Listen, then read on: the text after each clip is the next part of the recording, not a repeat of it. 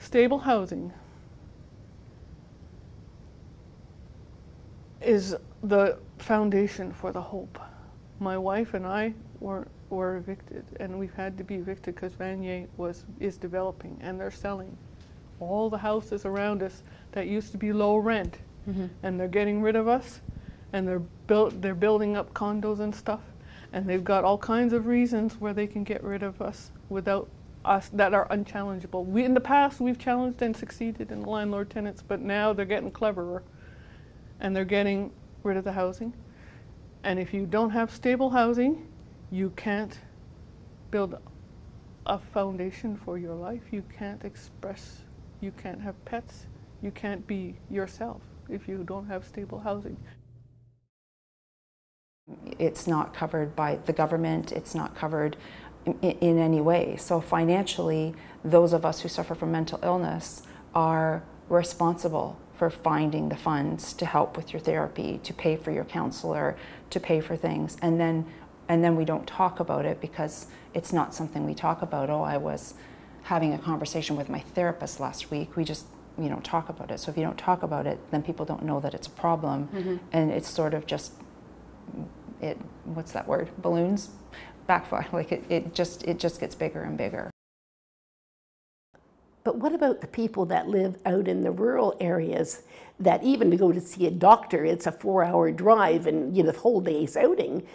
Those people are isolated. And I actually have reached a point, because over the years I've had contact with people all over the province, and my heart breaks for them because I think, oh my goodness, their problem's 10 times worse. I mean, we have the problem here and it's really bad, but what about the poor sod that's got six-hour drive to get to a hospital, to be even put into the emergency room and left for 3 days before they can get a bed for mental health treatment? I mean, that's horrendous. My wife and I have not exactly fallen, but sort of tripped down to where we are now, where we're both on ODSP. But there was a time when each of us had jobs, had stable homes, had many friends. And when a person struggles with mental illness, these things are stripped away from them through jobs. Sometimes even the volunteer positions, because as a person with mental illness, it comes and goes. And so you might not be able to fulfill your commitment to the volunteer organization.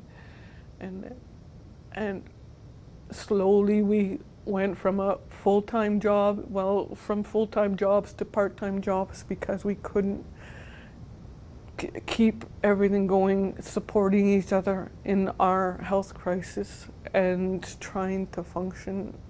And I struggled for a year whether or not I should go on ODSP because I didn't want to, and what does that make me? Does that make me a pariah? Does that make me some sort of burden on society? And then I say to myself, but look what I did do. And what says just because I'm on the ODSP doesn't mean that there's nothing more I can contribute, and yet we're treated that way.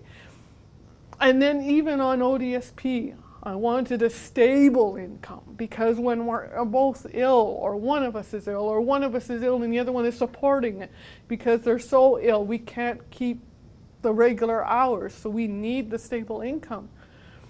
And ODSP, I'm grateful for ODSP. But that is one area that could be so much more effective if they listen to people who have the mental health challenges.